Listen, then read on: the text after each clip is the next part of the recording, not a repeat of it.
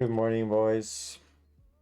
Today we're gonna talk about a trade I just took. Um, it's gonna be really quick. So, starting on the daily, as you can see, this is the range we've been trading since Monday. As you can see, we got the monthly open, price went up, went down, kind of reacted to this SIBI on the daily. Right now, we are stuck in a range. This is the suspension block we are reacting from. You can see we do have a volume imbalance here. You can just have a focus on that as Nasdaq today was trading around it.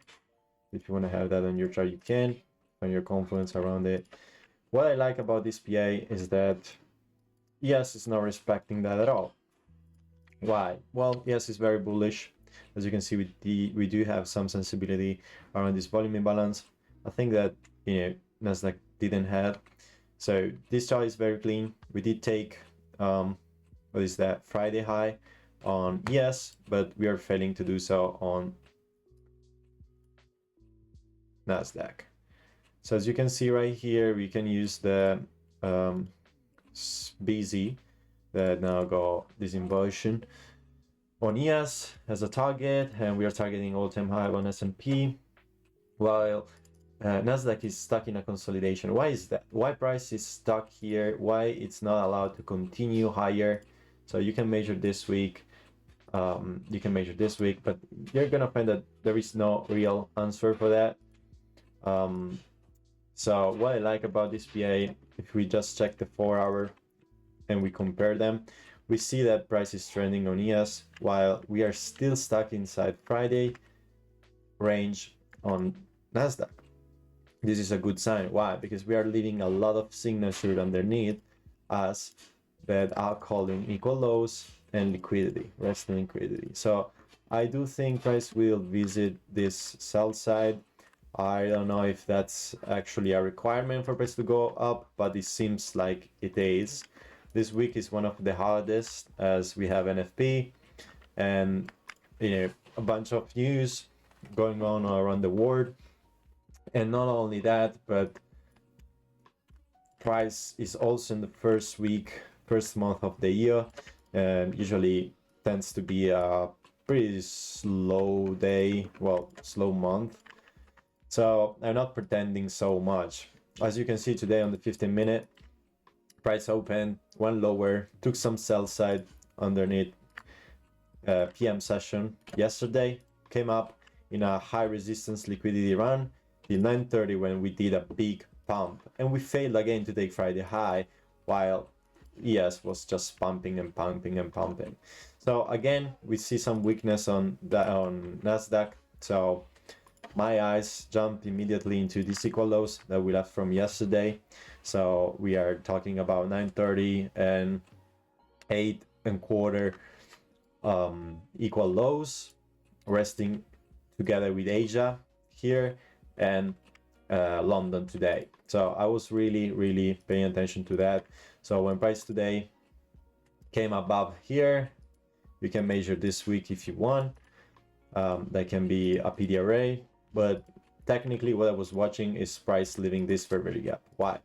Because if price wants to trade down, and we know that price really doesn't want to go for Friday high because he has already did it, then that's our SMT, and then this is our low resistance opportunity. Why is low resistance? Because there is nothing that is holding us back. There are only gaps, and we don't expect this gap to take us higher.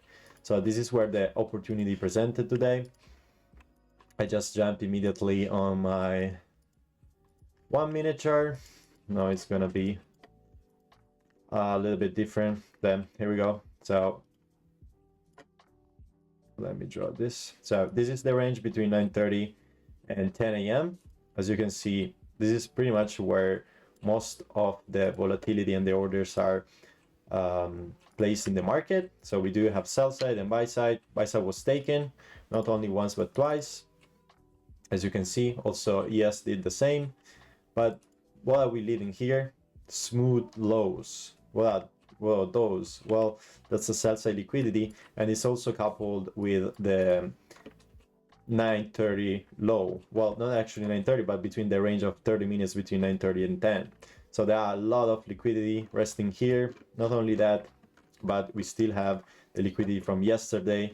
And not only that, we have, if we just click here and we go to regular trading hours, we can see that price today left the gap open, didn't even make it to the 50%, and left the lower quadrants open. And this is the most relevant one to me, because yesterday we left this liquidity, we didn't take it yet, and we left the 50% open. And that's coupled with the sell side liquidity we were talking about. See, Monday RTH, CE, sell side liquidity, look here, look closely, is pretty much the same liquidity we are talking about. See? So that's a very good reference point. So when I saw all those confirmations, I jumped immediately on my 1 minute time frame, and look at this. This is macro, right? 10.50. We already did the damage here. We took all the stops we needed. This was actually a good long opportunity. I just didn't jump into the longs. Didn't really like it. I would have preferred to see, you know, price going for the sell side first. We didn't do that, so nothing bad. We also were underneath midnight open and euro open, so that was pretty much a good opportunity to jump in some longs. You could have used the order block, and probably the opportunity was entering here, pretending this to be the first presented fair value gap, and price not even reaching the 50%. That was a good buy. I didn't took that. This got us into previous day high right here. Well, whatever. This was the target. We filled that target.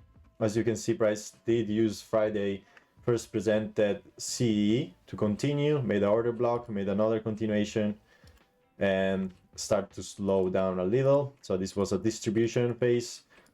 So a reaccumulation phase to then distribute. And this fair value gap was pretty clear to me, as we had clear targets. Price was still, you know, aiming for the 50% of the range. We can use the first presented fair value gap of the day.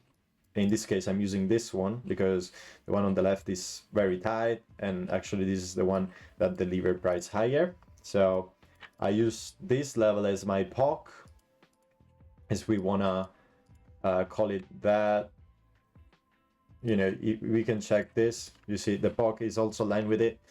And not only that, but the midnight open is placed in the same area. So this is a good area to get the partial. So my trade was right here. My stop was placed just above this high for as little as 10 points. This was my first partial.